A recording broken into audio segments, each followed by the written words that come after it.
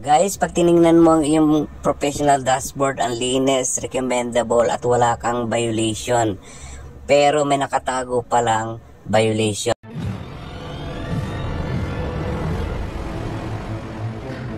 Panoorin mo ito guys. Check muna natin ang aking Facebook. So, click natin ang Facebook. Then, click natin yung picture natin sa taas. Punta tayo sa ating professional dashboard. Then, check natin ang ating profile recommendation. So, sa profile recommendation ay recommendable ang aking content or ang aking profile. So, wala akong violation dito. So, back tayo. Punta tayo sa ating account status. Wala. Ayan guys. And then, back tayo guys. Punta tayo sa ating monetization. Ayan guys. Ayan. Ayan na guys. Meron akong violation. So, guys, pwede nyo uli ipa-review ang inyong video. Baka nagkamali lang si Lola Mets. Pindutin natin yung see all. Pag pinindot mo yung see all guys, wala kang makikitang option. Kahit pindutin mo yung issue, walang option kung ano ang gagawin mo. Ito lang yung makikita mo guys, blank page.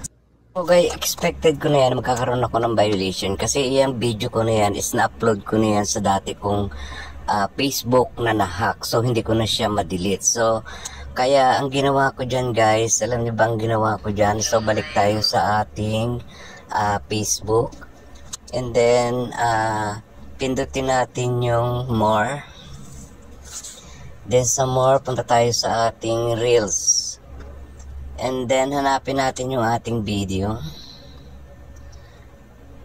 And then, ayan na yung video guys. So, open natin yan. Pindutin natin yung 3 dots sa baba. And then, i-delete natin siya. Yan, delete.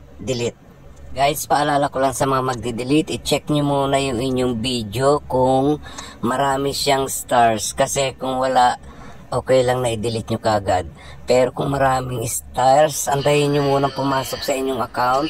Antayin nyo muna mag-update yung inyong revenue bago kayo mag-delete. So, para sa akin, ayan, nakikita nyo wala namang stars kasi bago pa lang. So, pwede ko na talaga siyang i-delete. Yeah, nagdesisyon akong i-delete guys kasi hindi pa naman ako monetize. Bago pa lang yung video ko, wala pang gaanong views.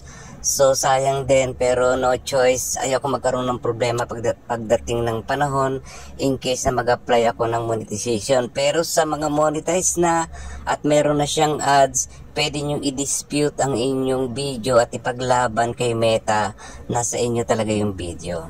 Or pwede nyo ulit na ipa-review kay Lolo Mets ang inyong video, baka nagkamali lang siya. Minsan kasi nagkakamali din si Lola Mets. Kaya itry nyo na hindi nyo muna ma-delete ang inyong video. So kung no option, yan, no choice, kundi i-delete nyo na guys.